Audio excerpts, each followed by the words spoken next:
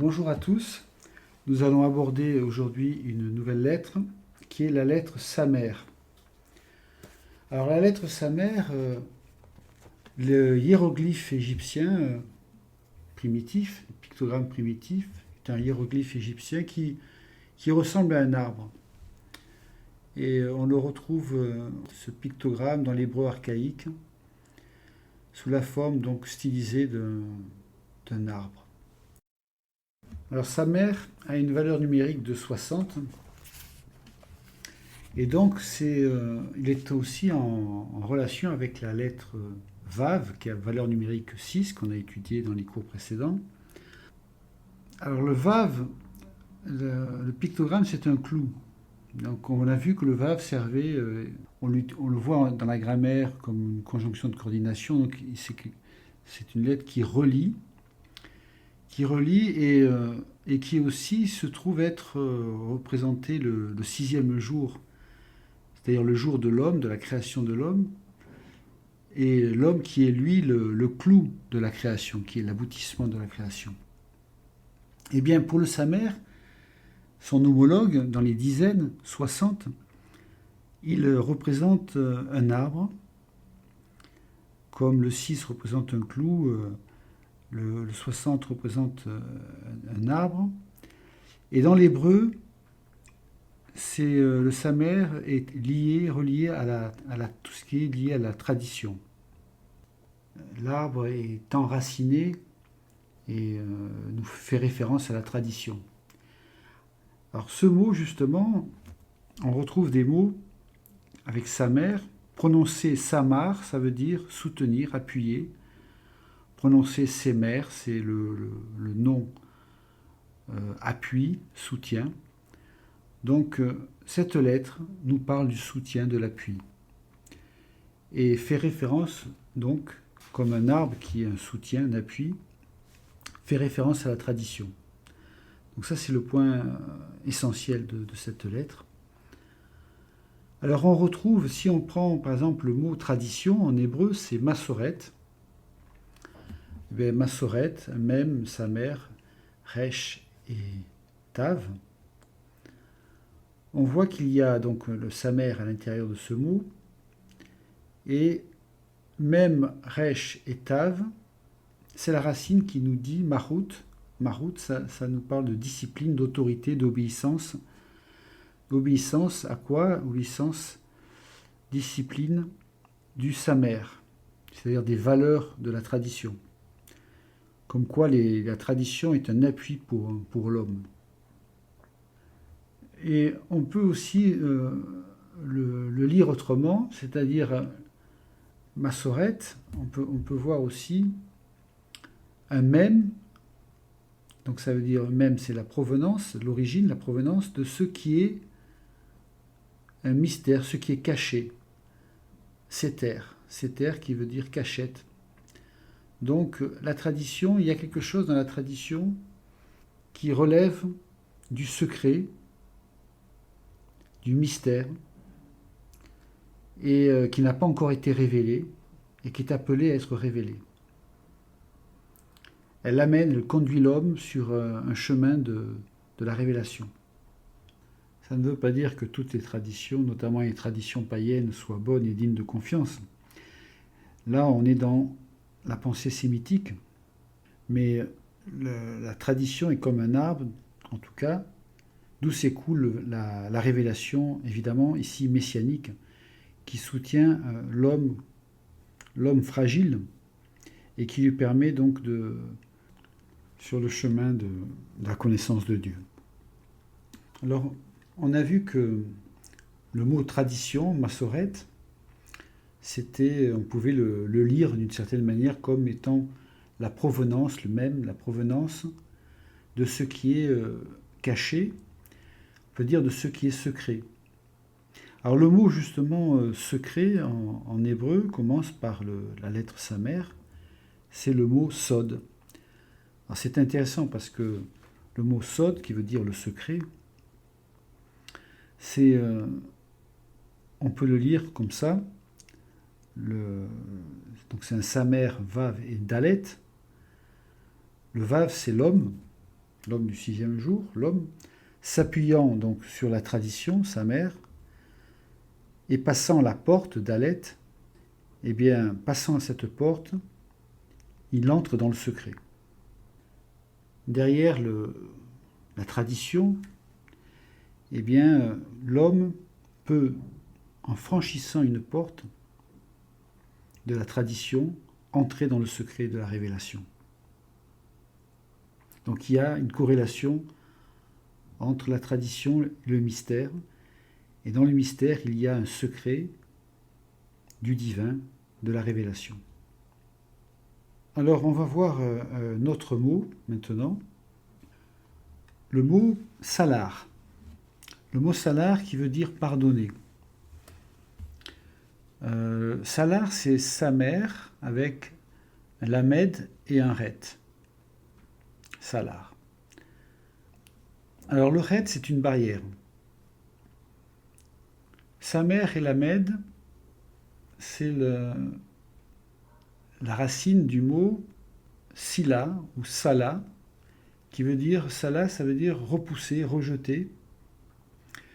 Donc le pardon, pardonner, c'est rejeter, repousser la barrière qui nous sépare. Le péché, l'offense,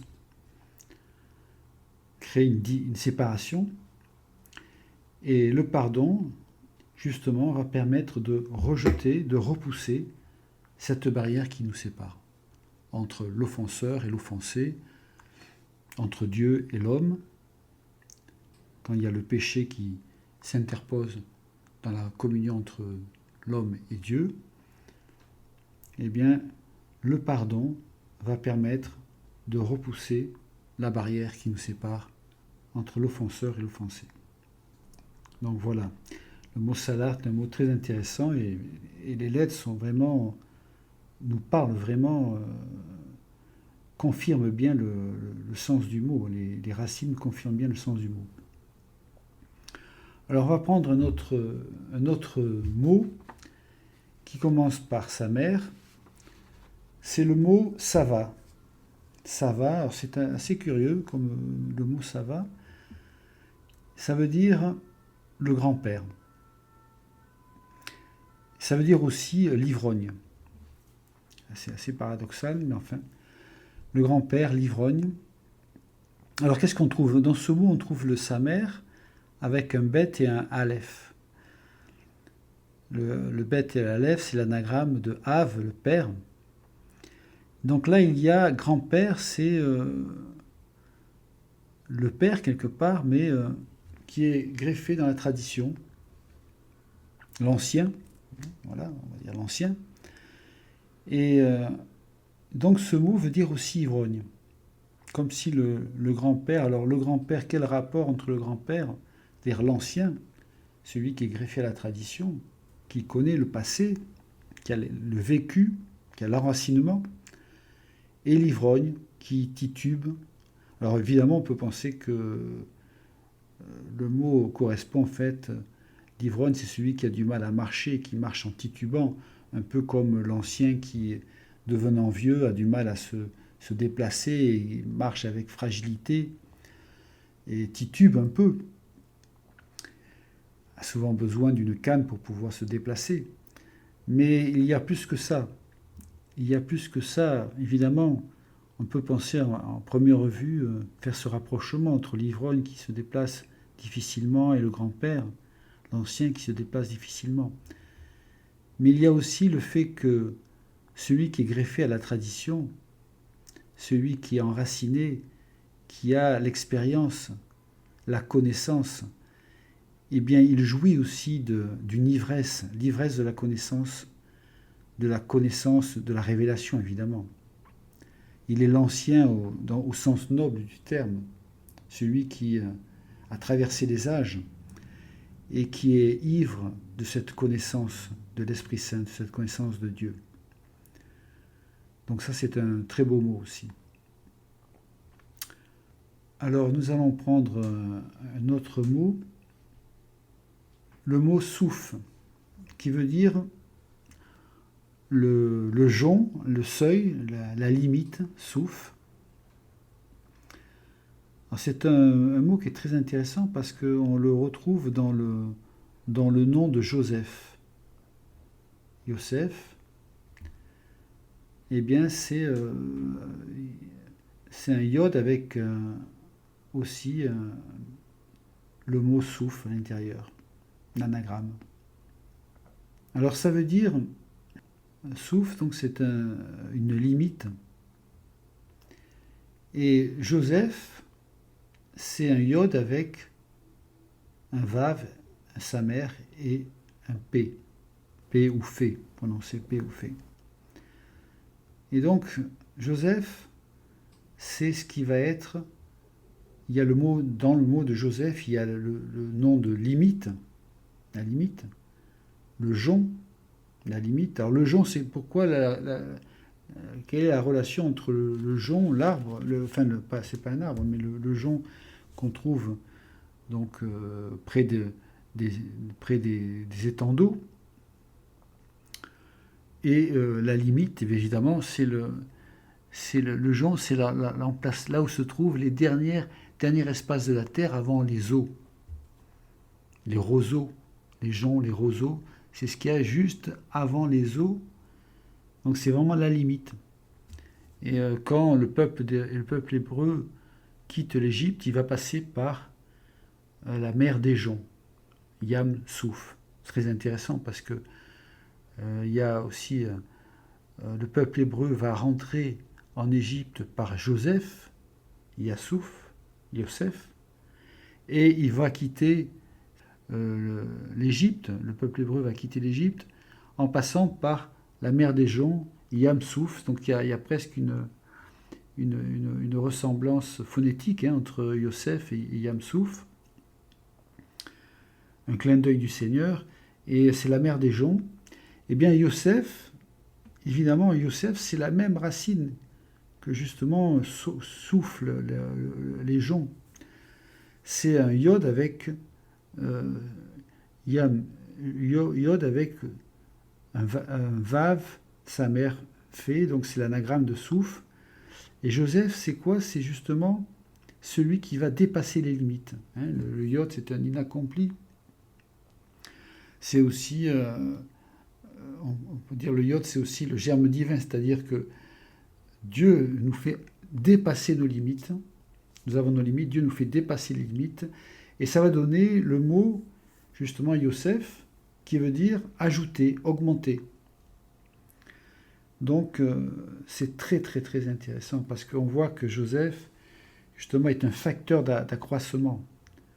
Dans les textes bibliques, le patriarche Joseph, c'est celui qui va justement recevoir ses frères en Égypte, le peuple hébreu, donc la descendance de Jacob, et qui vont se multiplier. Et on retrouve Joseph aussi dans le Nouveau Testament, qui va recevoir le Messie, qui va être le père adoptif du Messie, donc qui va être là pour qu'il croisse, pour qu'il grandisse. Donc Joseph est toujours lié à la croissance, à l'augmentation. Et c'est très très intéressant. Et donc, voilà, c'est ce que je voulais dire par rapport à Souf. Il y aurait beaucoup à dire sur Joseph, mais bon, ça fera le sujet de peut-être d'une autre vidéo. On va terminer avec un mot qu'on a peut-être déjà traité dans les cours précédents, qui est le mot Chesed. Chesed qui veut dire miséricorde et grâce.